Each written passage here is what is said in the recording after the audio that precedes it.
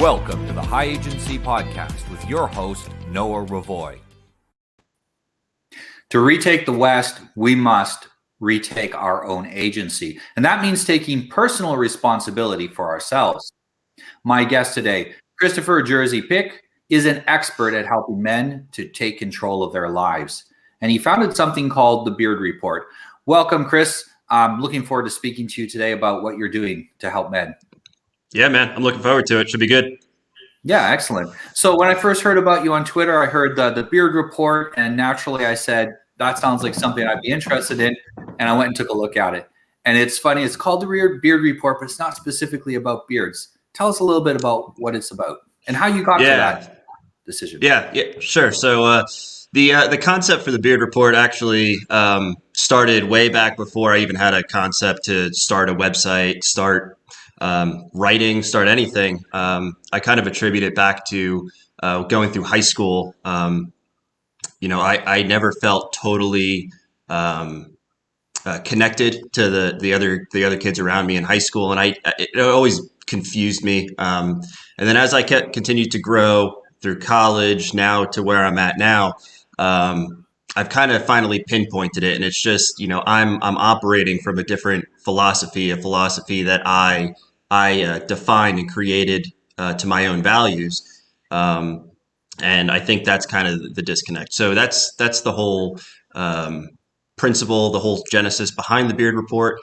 So I'm writing to that effect about that topic and kind of giving the readers what I like to think of as a skeleton based on the four tenets that I have defined, being strength, discipline, integrity, and leadership, to give the people a skeleton by which to define their own philosophy, flesh it out with the things that are specific to them and their values, and then use that to then move forward and build a life that they define rather than the society and the world defining for them.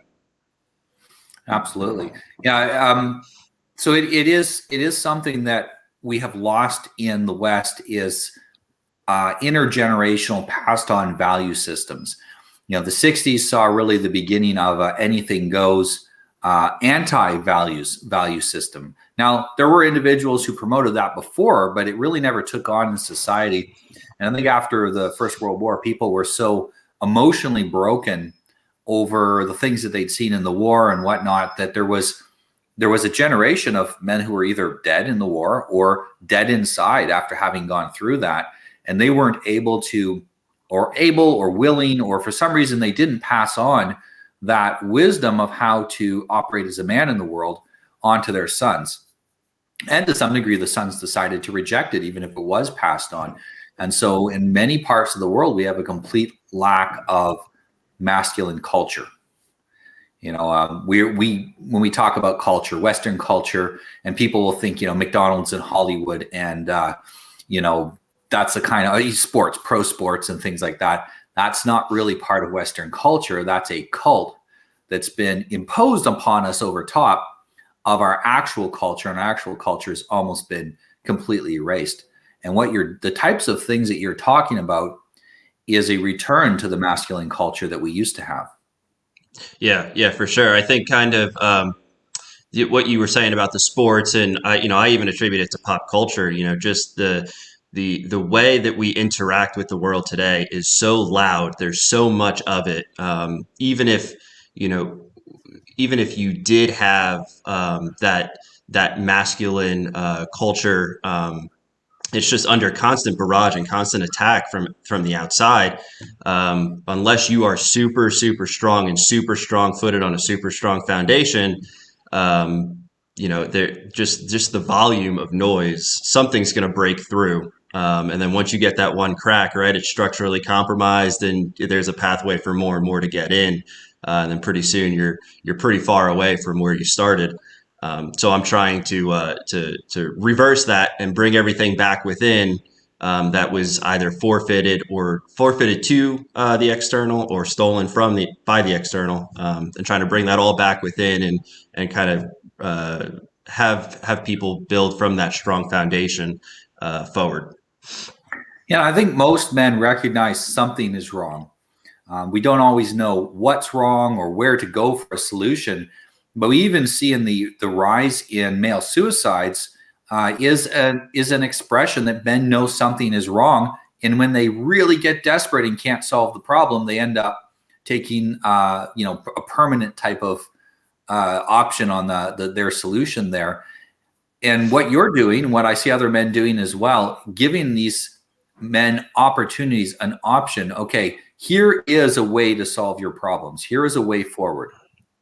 And what you've got, it's a flexible framework, which allows men then to adapt that to what their particular needs are.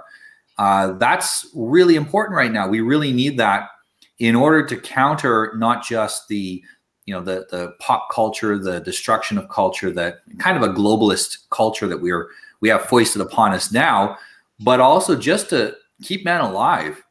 One of the things you mentioned, strength, and that's very important because men love struggle, and you only really love struggle if you're strong. Yeah. Weak people don't love struggle. Strong people love struggle because it's great. You struggle, you win. Sometimes you lose, but even when you lose, you made a good show of it. You really put your effort in. And helping men to get to that point where they can love struggle again, it turns a lot of the things that we're facing from an adversarial standpoint to how does this make me stronger? How does this make me better? And that mindset shift towards looking for strength rather than looking for comfort, I think it's very, very important for men today.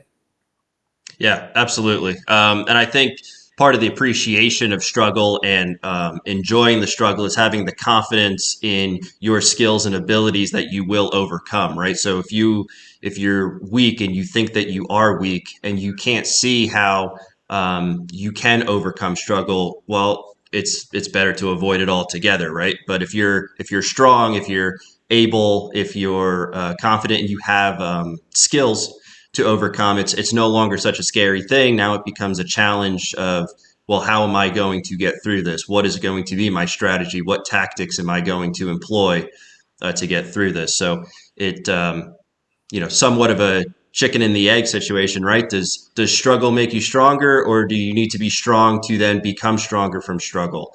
I think the answer in either case is start training, and the mindset's gonna change, right? Yeah, get into it and find out once you're there. No, I think a lot of things are a mutually reinforcing cycle, and the issue is for many young men, the cycle never got started. So they never got on that virtuous cycle of get strong, suffer, get stronger, suffer, something more intense, and like back and forth as they work their way up. And really, that's usually something your father introduces you to. Your mother doesn't go, oh yeah, jump off that big thing, I bet you can lift that big rock. Mom's like, careful, don't get hurt. Right. Put the sunscreen on. Don't go outside. Someone can kidnap you. Stay inside, play video games. Are you hungry? Eat more. And that's fine. That's nothing wrong what the mother is doing when it's in balance with the father's.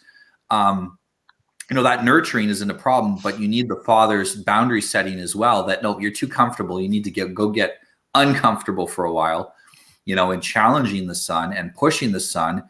And I really think initially your strength comes from your father, not from you. So the father telling you that you can do it, even when you don't believe you can do it, you rely on his strength a little to experiment, to try something. Yeah. And when it works out, there's a reinforcement that, hey, that worked. I can do that again. But farther and faster and stronger and harder, whatever.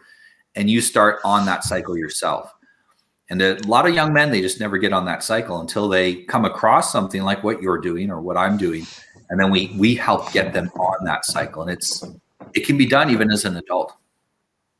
Yeah, absolutely. It's never too late to start, right? You can't control what has already transpired. You can only take control of now and set yourself on a trajectory forward. But yeah, I agree with you. When you're a kid and you don't know any better, you're relying on, the external, the community around you. And if you're not getting it, you're not going to know, you're not going to start off. So yeah, I agree with what you're saying. It's definitely important to have that strong father figure that's going to get you off the couch and go do some hard work, do some yard work, whatever it is, to balance the nurturing that is coming from the mother's side. Yeah, you mentioned community, and we joke with the idea that it takes a village to raise a kid, and really, mom and dad can raise the kid, but there are advantages to being part of the village, being part of a community. And as a young man, you will see your father interacting with other men. How does he interact with them? How do they show each other respect? If your dad is in a leadership position, how does he manage that? How does he take care of the people he's supposed to lead? What is leadership? You got to see it to know what it is. You can't go look in a dictionary and find, oh, that's leadership. Okay, I'm going to be a leader. You got to see it in real life. Right. And if maybe he's more of a follower, which is perfectly fine. Not everybody can be a leader, or we'd never have any groups. We'd all be groups of one. Right. Then how does he contribute to the group? How does he show respect for leadership? How does he contribute to the group? How is he taken care of by leadership and shown respect? How does that mutual interaction work? And if you're a young man and your parents are living in a vacuum, you don't have any community, you miss out on that entire aspect of masculinity that you really only get through community. And I think we've lost that as well. And even people who are trying to rebuild their families, we can be I don't know if you're a father or not, but we can be the best parents we possibly can and still miss out on teaching our kids things because we're not part of a community. And that's part of it is, that rebuilding again. You mentioned leadership is one of the aspects that you're looking at. And part of that is you got to have someone to lead. You got to be in a community, be part of a community. Yeah, absolutely. There's definitely something to be built as an individual, and then there's the whole other half of it of the community side of it. And I think another important part to leadership is you don't need to be the leader. The concept of leading from any position is also important too. So maybe you're not the number one guy in the group. However, there are still people around you that you affect, and you can lead, as a part of the larger community and of the larger group as well. Yeah, leadership's fractal. You're probably, almost no one is at the very, very, very top of a hierarchy. Usually we're at the top of one part, and then they're below us. There's the fractal, and there's others that are at the top of their parts, and we're underneath some other hierarchy. And that's how society cooperates, is through that fractal leadership fractal that spreads out and allows it to encompass everyone. Yeah. Now it was strength. There was strength and there was leadership. And what were the other two again? Discipline and integrity. Tell me about discipline. How do you develop discipline? Because I think a lot of people, if you had no parents or no father, or you had a tyrannical father, you'll end up with one or the other dysfunctional view of discipline. But what's a healthy view of discipline that we can have for ourselves?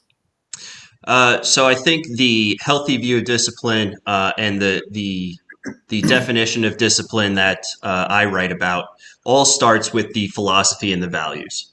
And the philosophy and the values are the foundation that starts everything, right? So once you can define what your values are for yourself and what your philosophy is, then the discipline becomes pretty easy because you're taking action out of need rather than out of want, which would be the opposite of discipline, which would be like a motivation.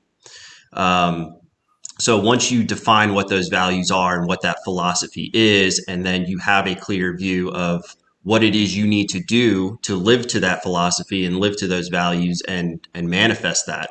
The discipline is just the showing up every day, regardless of whether you want to or not, or whether it's fun or not. This is what I'm doing. This is what's important to me, and it needs to get done. So it's going to get done. That's really the large idea of it, is that it doesn't rely on circumstance. It doesn't rely on external motivations or external, really anything, right? All of that is within you, and there is that drive within you to go achieve what it is you want to achieve. Yeah, I noticed lately you've been writing about the limitations of accountability. And could you tell us a little bit more about how discipline and the limitations of accountability fit together? Sure. Yeah. Yeah. So, I think accountability has gotten far too big of a concept. You hear accountability everywhere. It's become a word that is the default for many people when they're talking about what really is discipline, what really is showing up. And the the stance that I am taking towards accountability is great and it's got its place. But the thing about accountability is that something needs to happen first for then someone to be accountable for it. Whereas if we focus on discipline rather than accountability, discipline happens long before whatever that event that happens that someone is held accountable to. Um, so if we focus on discipline and we make commitments and meet the commitments and we plan our work in a disciplined manner, well, accountability doesn't need to be discussed anymore because we're not looking for anyone to hold accountable for anything. So it's the proactive approach to what accountability is trying to resolve. I'm trying to change the commentary around accountability and personal responsibility and all that stuff to bring it internal, and have it take an effect before something happens. The other side of it too is accountability is a two-party system. It By definition, there is someone who is held accountable and someone who is holding that person accountable, which again is, I like to say it's outsourcing discipline, right? Someone else is going to hold me accountable for something that I need to do rather than me holding myself to a high standard of discipline to go and achieve what that thing is. Yeah, it sounds like, this is a thing that I've always thought with accountability. It's got a place in the very early point of a person working towards agency. So when their agency is very low, or sometimes it's high in some areas, low in others, their agency is very low, or the person who's holding them accountable isn't just holding them accountable, but perhaps also trying to figure out what is going wrong in the way that they organize themselves. But once you've got to a point where you're sufficiently developed, it becomes a crutch. It prevents you from finishing developing your own discipline so that you can do it on your own. And I'm always I'm a big fan of having multiple systems to not make you, but to push you in the right direction. So that mix of social pressure, which is kind of accountability in a way, the social pressure, accountability, people that depend on you to be successful so that you have a good reason to go out and do it, plus discipline, and just it all together works synergistically to encourage you to do the right thing. But there is I think to a large extent, what ends up happening is accountability gets promoted because someone can get paid to be the one holding someone accountable. And it's kind of, there's a lot of therapy. It's like that. Tell me about your parents or your childhood. And then next week, it's the same thing over and over and over again. And it doesn't mean that can't be part of an effective therapy session or an effective coaching session, but you need to move beyond that. You need to diagnose the problem and then move beyond it. And I think with accountability, sometimes we get stuck in the in that early stage of development and don't move people out of it. My goal always with coaching is to get people to the point where they don't need me anymore. Right. At least for normal parts of life. If they want to take on a new challenge, then they come back. They have something new. I need someone to, work through this problem with. Then I'm there for them, but they shouldn't need my help to get up every day and go about their life if they've been getting coaching for 6 months or a year. They should be able to do all that on their own. Right. Yeah. And that's when accountability is the go-to, the reason for doing something is not because you need to do it. It's because, I don't want to have to go answer to somebody else that I didn't do it, which is not the approach. I have been writing about that quite a bit, and just trying to bring that back into a disciplined perspective to the same end, right? You're achieving, you're doing what you should be doing, but it's for your reasons on your terms rather than yeah. And you made a good point. Yeah, accountability is a great thing to sell, but if it is working towards helping the person rather than continuing for them to remain in that situation where they rely on that accountability. Yeah, and I think there is a certain percentage of the population that they require more accountability than other people, and it's always been that way. There's always been, if you look back in the ancient history of Europe, or the medieval times in the manor, there were some people that had to hear they rang the bell in the morning, let people know what time it was, and there was always someone that was late to get out to the field consistently, and they needed to have someone come along and say, get your ass going. We got to move. Generally, though, those weren't the people in society who made the decisions and were the people who made society progress forward. And we understand the need to hold each other accountable in a group of friends, and I think that's different. And people overlap that. If you have a group of male friends and someone is not pulling their weight, or you have a business or a project with a bunch of guys and someone's not pulling their weight, yeah, we got to hold them accountable for it. That's very different than that kind of daily accountability, which is super powerful for guys just starting out, but it's extremely limiting once you get really going and get on your feet. Yeah, and that goes back to kind of the redundancy you were talking about, and I'm totally with you there. And yeah, the community is important. It's important to be around people that will hold you accountable and call you on your shit, right? Because no one's going to be vigilant 100% of the time. It's not a reasonable expectation. The expectation should be to do it as often and as consistently as possible, but it will never be 100%. And in those times, that's when your community steps in and picks up the slack. I'm a big fan of saying, don't strive to be the lone wolf, but don't be afraid of it either, right? So if you're not in a community that is, supporting you and is going to call you on your shit when you're not performing, that's probably not a community that you want to stay around. Also, don't sacrifice what you are and what you're about to fit into a community. So in those instances, maybe you should break out and spend more time as the lone wolf, but don't. There's the tendency that I've seen in some people to build their identity around being that lone wolf, and that's not really the best alternative either. Be the lone wolf until you can go find a pack that more closely aligns with your values, and that is going to support you in that way. And even when we are in a pack, very often we have to go off and do things on our own. There's not someone watching us all the time, watching over our shoulder. And so we need to be able to have that ability to operate independently when we need to, and then go back to the pack when we need that help. And I think it really is a balance. And for men that are starting out developing discipline, that balance part's going to be very difficult for them. And it's why it's important to find a mentor that's going to help you to talk through that and understand where the balance is. Those aren't things that they just pop into our head and we automatically know them. They're not instinctual. And in fact, most of the things that are social to do with human interaction are not particularly instinctual. We learn them through exposure to them.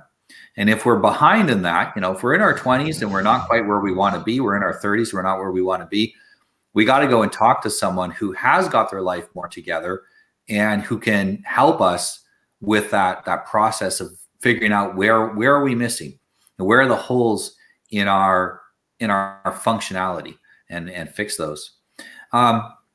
Strength, leadership, discipline, and what was the other one? Integrity. What does integrity mean to you?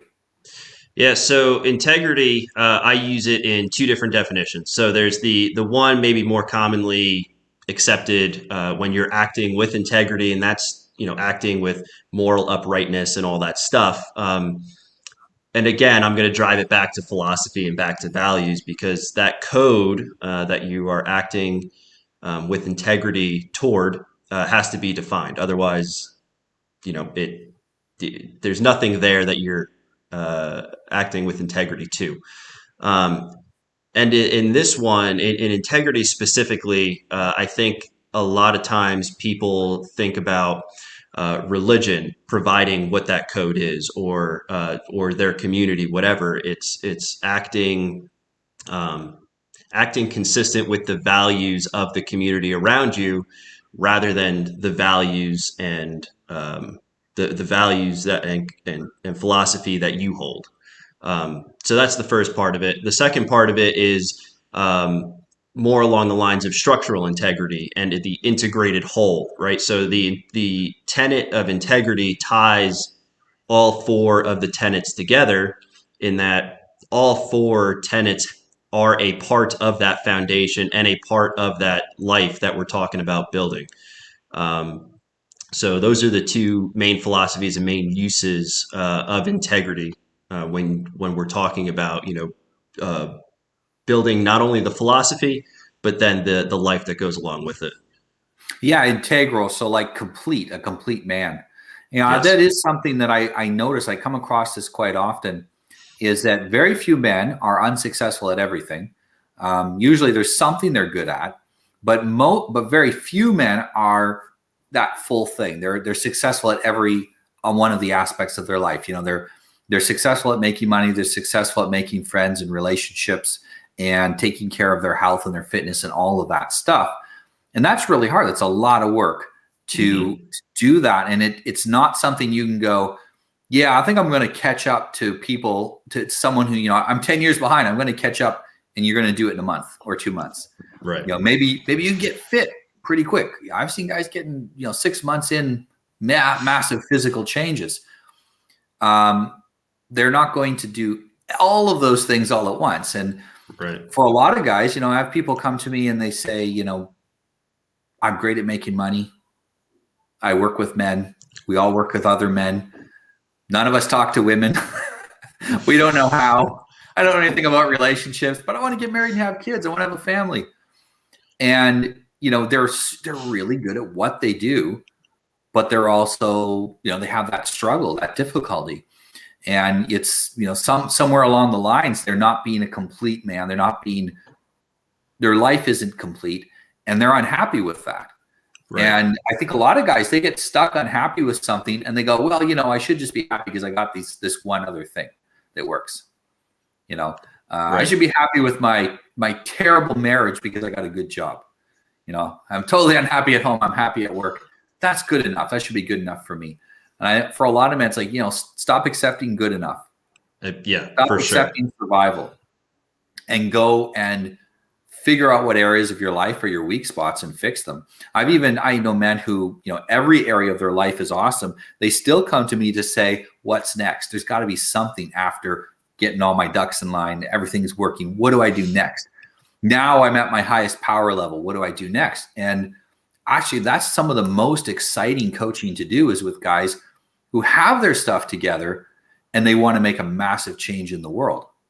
And how do they do that? Where are they going to go next? What are they going to invest their time and energy into to take everything that they've been working on for decades and turn it into a real legacy?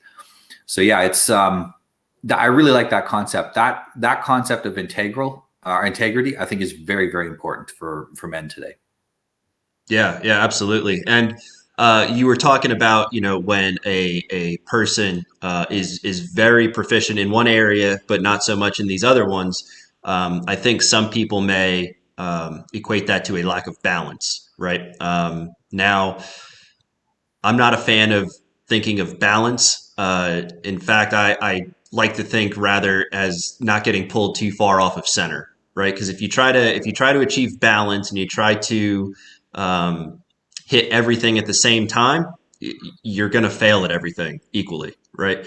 So I think having a strong concept of what that center is and the radius that you can work in without getting pulled too far off in one direction gives you a little bit more flexibility to then put more of your resources into one pursuit and go get that developed. And once that's to a comfortable level, move to the next one and the next one. And I think that increases efficiency. It increases how you use your resources, and you're not trying to, maintain 10 things. You are doing one or two things all in and just keeping a status on the other eight, so that they're not diminishing, but you're also not trying to build them, because it's impossible to keep track of all of that at the same time.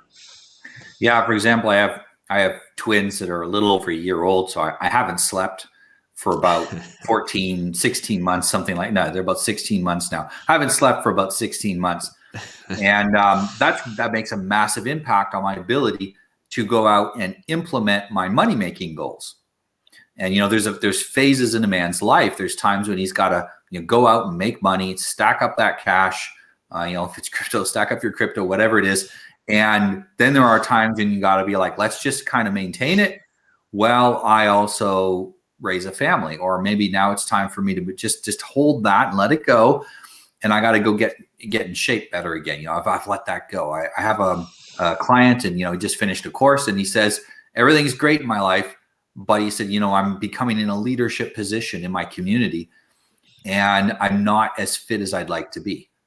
And it sounds kind of funny that, you think normally he used to be really fit. He's a big guy, and you think getting fit. Oh yeah, getting muscles and getting fit. That's a young man's game. That's something for you to do in your late teens, early 20s, right?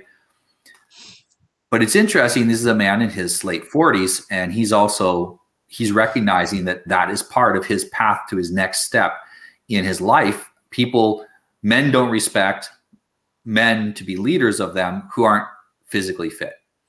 And so he recognizes that, and he's taking that on as his next challenge. But he wouldn't be able to focus on that if he was also building everything else in his life. Maybe he had little kids, and he had, he just started a business, and just starting this and the other thing. And so that's really smart. Pick the thing you're focusing on for the next 3 to 6 months and maintain everything else. And life tends to be like that. Life tends to be cycles. You're not going to be constantly in a state of growth in every area of your life. And if you expect that, you're going to end up getting overwhelmed and kind of depressed because you think you're not hitting these goals that, you imagine that you could hit. Yeah, big time. Nothing's going to move very fast if you're trying to hit everything. Then the other risk you run is, because you're overwhelmed and because nothing's moving fast enough, you're going to start looking for shortcuts. You're going to start looking for, things that are more long shots. So when we were talking about, investments or crypto or whatever, maybe you're taking the riskier investment, or you didn't do all the due diligence because instead of doing the due diligence to make a good investment, you were also focusing on all this other stuff. So and that's part of the discipline too, is understanding what your limitations are. You only have a finite time. It's not an excuse. Always push yourself to do more, but understand that there is a limit that you're going to hit. That approach of not trying to balance and hit everything at the same time kind of helps to that end as well. Yeah, I think balance got a bad reputation because of people misusing the word.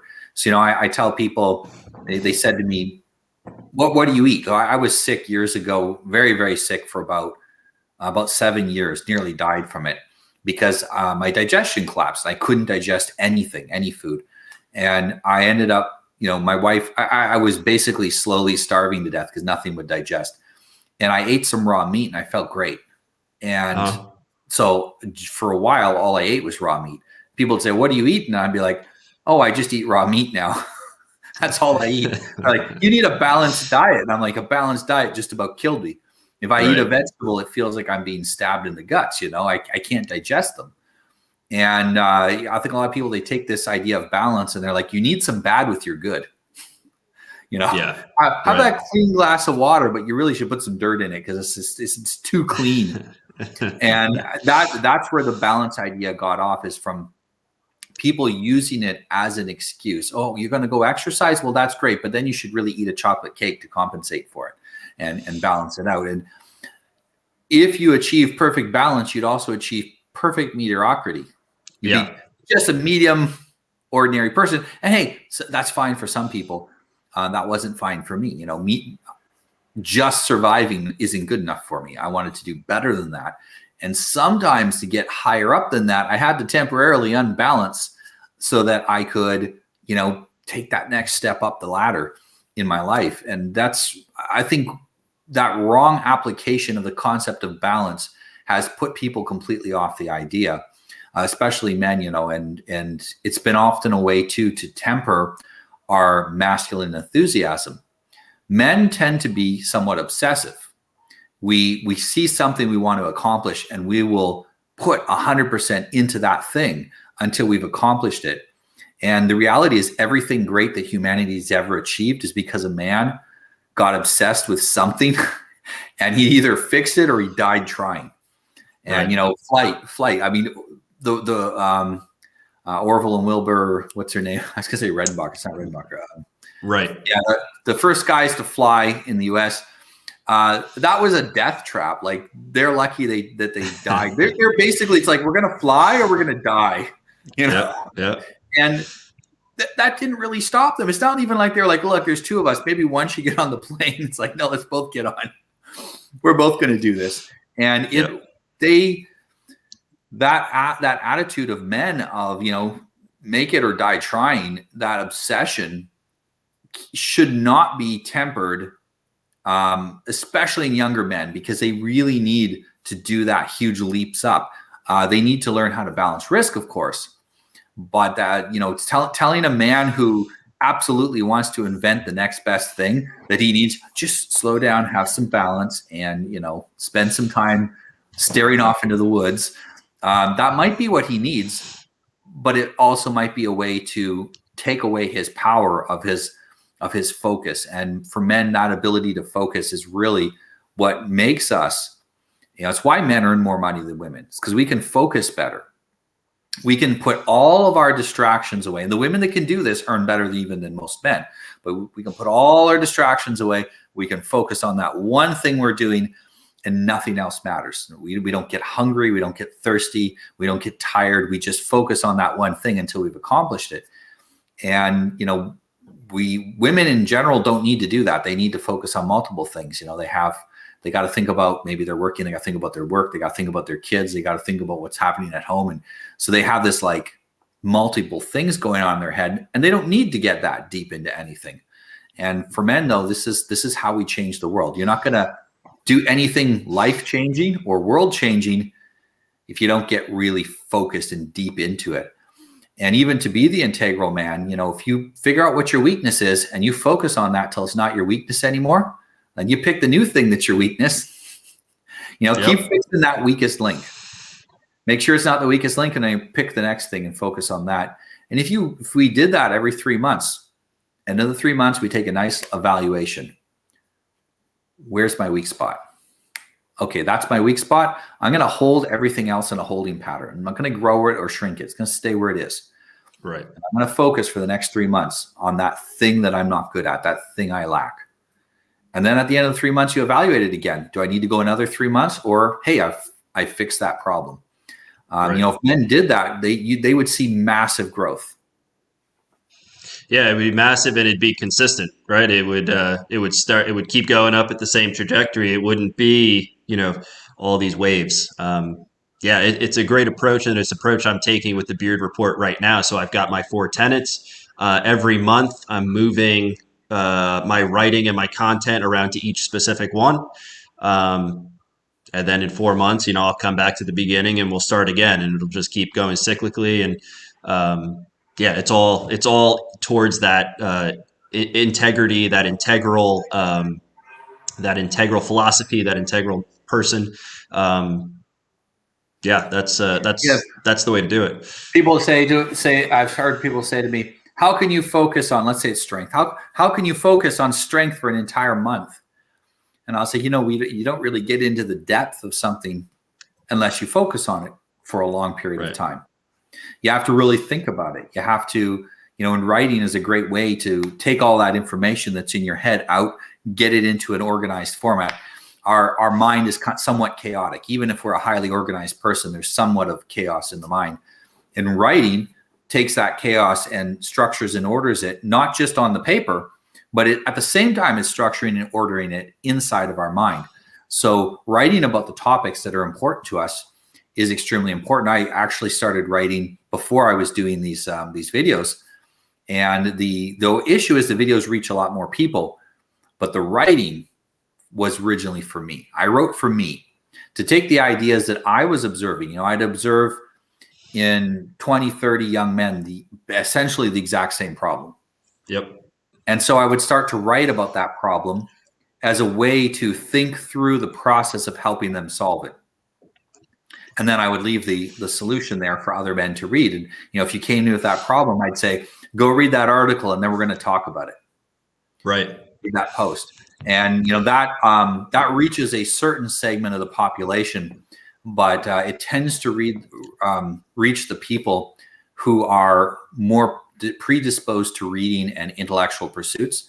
And doing the videos helps you to reach a wider audience as well. And I think the ideal is if you can make a mix of those. So it's, do you do any videos, by the way?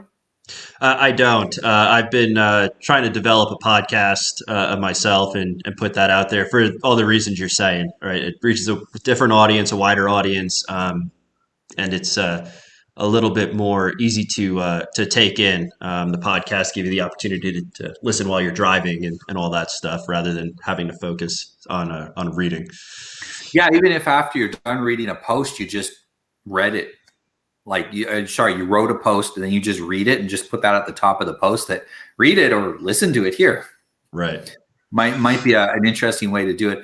I went back through a lot of my old posts and I'm starting to prepare one-on-one, like just me talking conversations to try to take that information and make it in a very easily digestible way for people. And it's a lot of fun too to go back to your old writing and look at it and see how your ideas have evolved. And to say, okay, look, I can see that I'm scratching at the surface of a problem here that now I know the solution to. Right. And you can see that growth that you've got. And I think it's humbling and it is also inspiring at the same time, because we're working with really serious problems. These are societal problems. These are things that, you know, the rise and fall of men is the rise and fall of society. If we're not there to defend society, there isn't any society to defend. Right. And figuring out how to help men with those areas that we're helping them with, you know, the things that you're working with as well. This is big deal. This is just a huge thing. And reading what we're doing and seeing ourselves progress, it's great because it gives us that hope that the problems we're facing, they're solvable. They're solvable in our lifetime, and they're solvable by men like you and I, ordinary men, and that there's a lot of men out there really looking for the information that we're providing. They need that help. A lot of underfathered or not fathered at all young men, or men whose fathers weren't a good example, which you could call underfathered as well. They really need this help, and it's something we're providing for the future.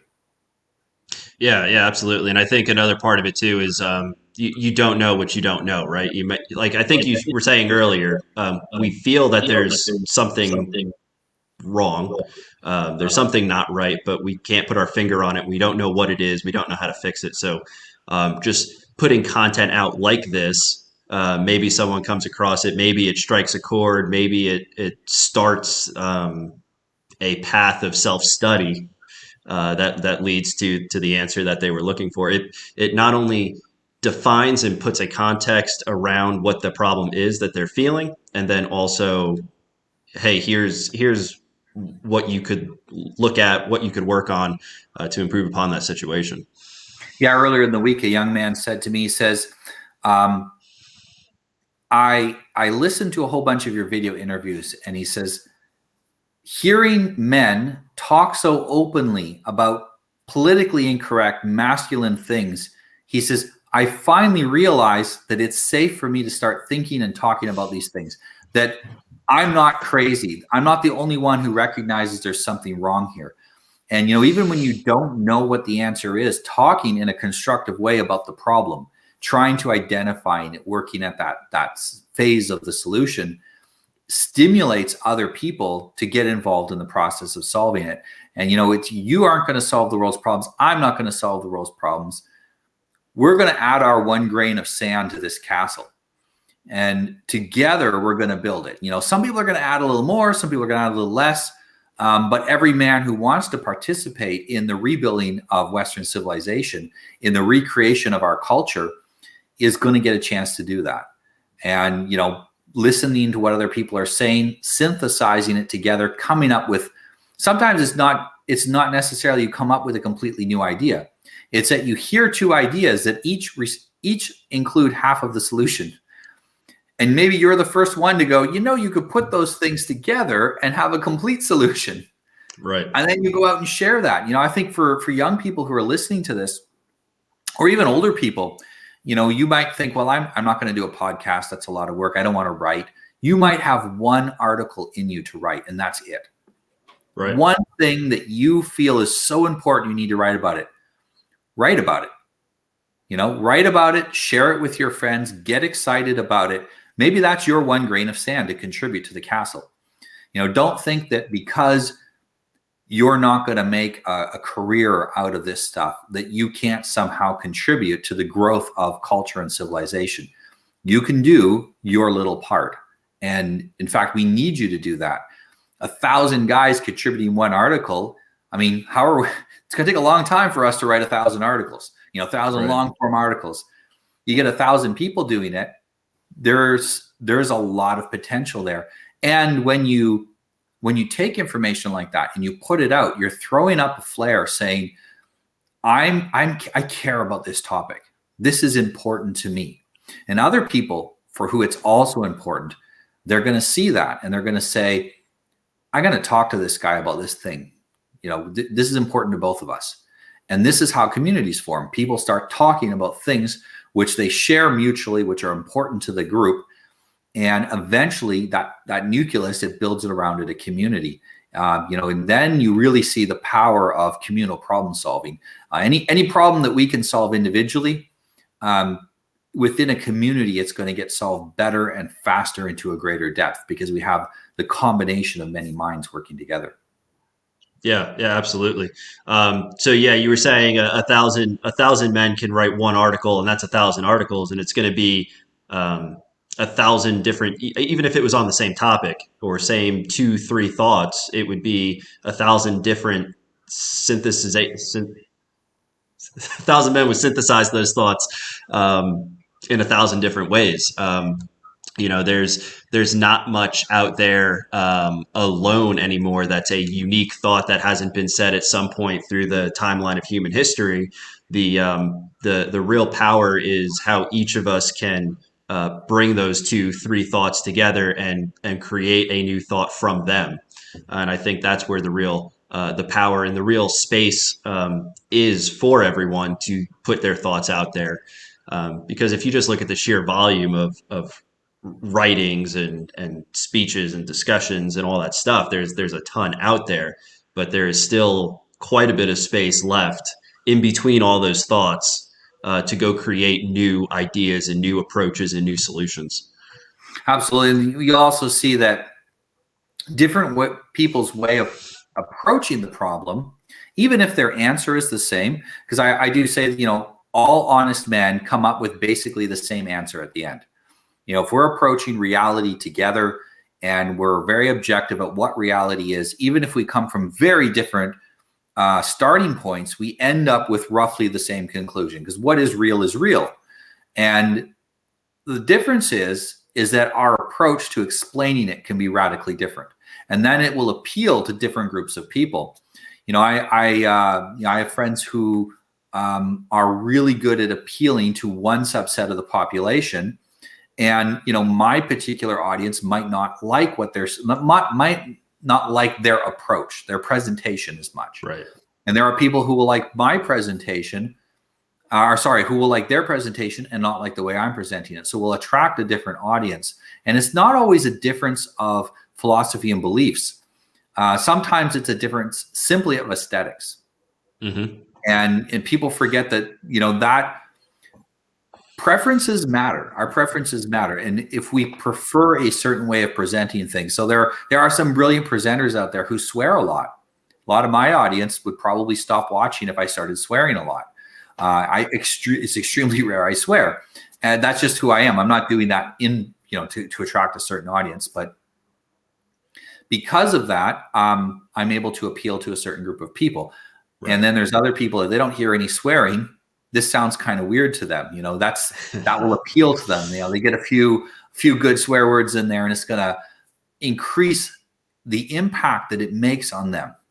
And so it's not just a matter of different pieces of information. It's a matter of these different aesthetics. And this is important because it will appeal to different types of men. And, I also talk to women. So there's that overlap, like what appeals to men won't necessarily appeal to women and vice versa. And even within my own work, some of my videos, very popular with women, men don't like them. And vice versa.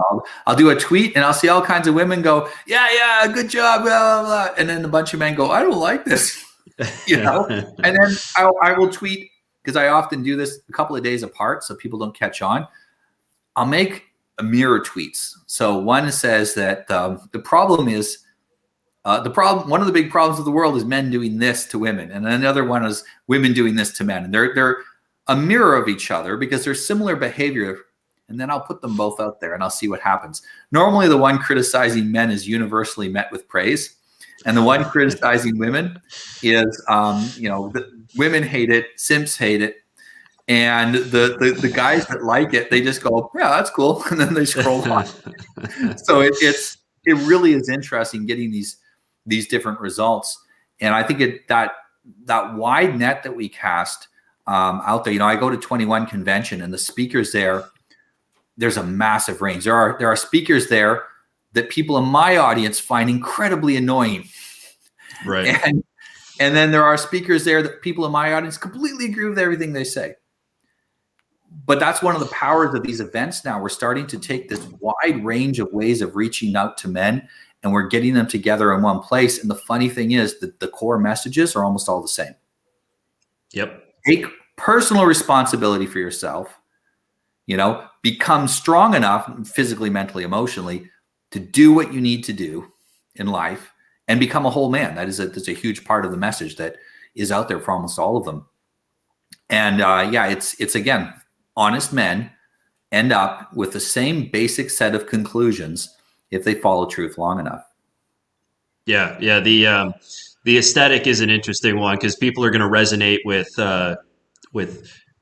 who closely aligns to themselves, right? So if I look at someone and they look like me and they're saying things that I like, that resonate with me, yeah, this guy knows what he's talking about. I'm going to listen to more of his stuff. If there's a person that doesn't look like me or doesn't look like how I like other people to look, whatever, maybe I don't listen to them as closely. So yeah, there's definitely a part of that as well.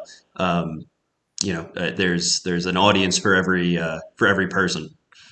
Absolutely. Yeah. I hear Beard Report. Yeah. I immediately think, I got a beard. I got to go listen to that. and that was a purely aesthetic choice. Yeah. I wonder how many great advices I've missed by overlooking the aesthetic part. But the reality is I'm not going to do that because checking aesthetics is a shortcut way to find people that probably are on the same track as you. Right. And so we're always going to use those. There's that saying that, what is it? Prejudice are usually right. So if we all the word really means is you prejudge something. So we prejudge that something called the Beard Report is probably for men, about men, and male and positive towards men, and definitely worth my time to check out. Versus something like the male feminist or something. An aesthetic choice is going to make me immediately look at it and reject it. Right. Even if it's sarcastic and the reality is a completely different set of advice once you get in there, I'm going to reject it because of the aesthetics. The same way that if I click on someone's relationship advice and they look softer than their wife, right, I'm not going to listen to their relationship advice because it doesn't match my aesthetic understanding of what a man and a woman should be. And that sounds very shallow, except those aesthetics are partially the result of philosophy and values. For sure. Yeah, it definitely shapes it. Yeah, it shapes it. I mean, some of it's just personal preference, but a lot of it is shaped by our values. And so it is really a great shortcut. It's been a wonderful time talking to you today, Christopher. Yeah, man, I've enjoyed it. This has been really cool. Yeah, this is awesome. We're rounding up around the end of our time now. Was there anything you wanted to share, especially about how people can get a hold of you? And if they want to talk to you more, is there a way they can do that? Yeah. So the website, TheBeardReport.com, is a great place to check out my writing and what I got going on. On Twitter at TheBeardReport. I post on Instagram at @the_BeardReport. There's a mailing list I put together, so I send out transmissions directly to the initiated population every Thursday and Sunday. And if you sign up for that, you'll have my email address, and we can talk directly from there. Excellent. Thank you very much, Chris. Take care, and I hope we get to see each other in person one day and compare beards. Right on, Noah. Thanks, man. Have a good day. Bye. Yeah, you too. Thank you for watching our video, and I hope it inspired you to take action in your life. Please subscribe to our channel and like this video to get more agency building content. The real secret sauce is in our newsletter. Click on the link in the video description below to sign up. I promise I won't flood your inbox, and anything that we do send you will be of high value.